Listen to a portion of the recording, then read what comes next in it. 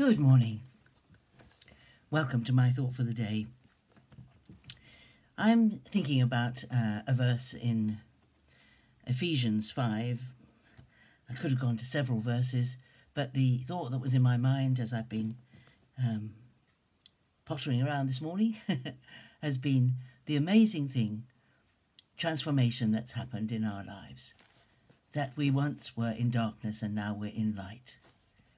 John's Gospel begins telling us that Jesus, the life of Jesus was the light of the world. And he himself said, I am the light of the world.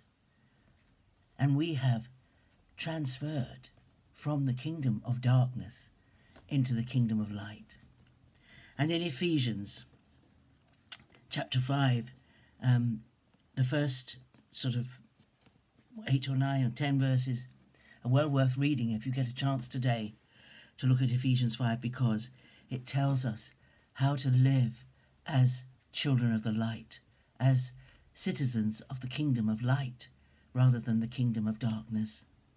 You may not have felt that you were in darkness before you found Jesus, but you were, because the light that you experience now is so different to what you were in before. So we have to change, because we're no longer citizens of darkness, but citizens of light. The whole way we live our lives has to change.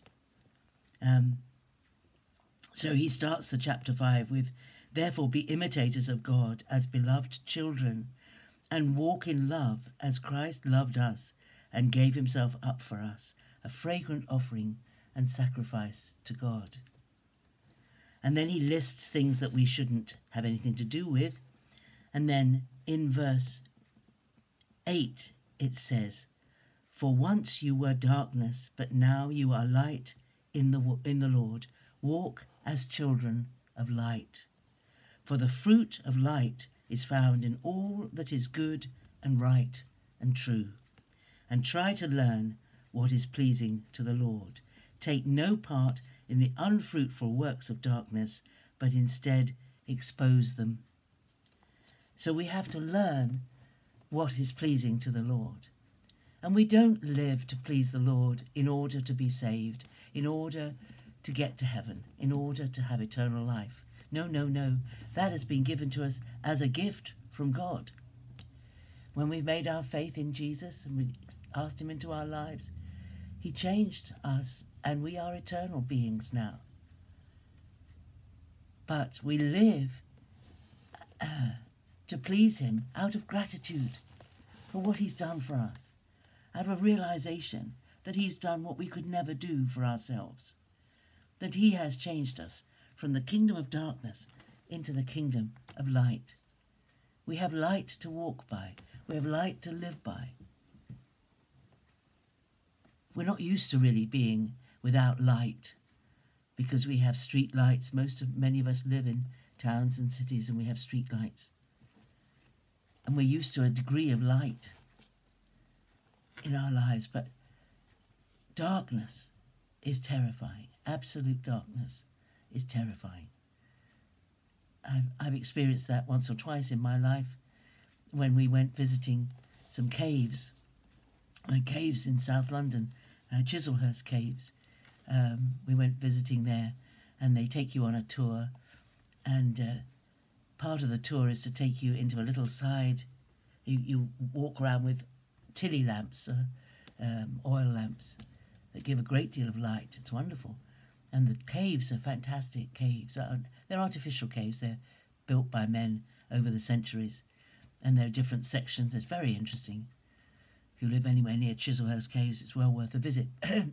I don't have shares, don't worry. I'm not going to get gain from you responding to this, but they're wonderful to visit. But you get taken into this little side cave, and the guide says, don't move, stay here, don't wander, and I'll take the lamps away. And he takes the lamps into another cave, and it's absolute darkness. And you only know your hand is in front of your face because you touch your nose or your cheek. You cannot see anything. Even when your eyes adjust to the darkness, you cannot see anything.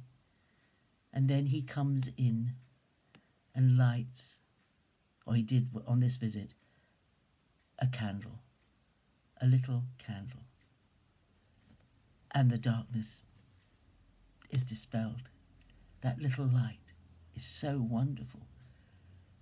The darkness can't stay dark when the light comes.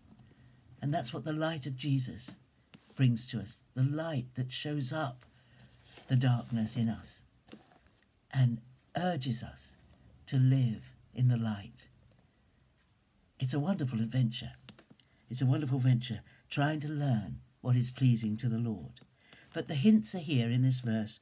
Ephesians 5 verse 9 says, the fruit of light is found in all that is good and right and true.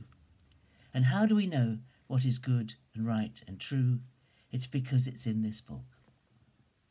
This book, this wonderful book, tells us quite clearly what is good and what is right and what is true. And as we learn it, we have to stand for that truth and that goodness and that rightness. Because this book was written to give us all the clues and all the hints and all the advice we need to live our lives so that our lives are as healthy and as wholesome and as good and as beautiful and as satisfying as it's possible for us to do. Because Jesus came to give us life and give it to us in all its abundance. He didn't come to be a killjoy. He came to give us life. And he knows what the best things are for us, for each of us. He knows the very best things that we were made for by God himself. That's enough. My thought for the day is over. God bless you.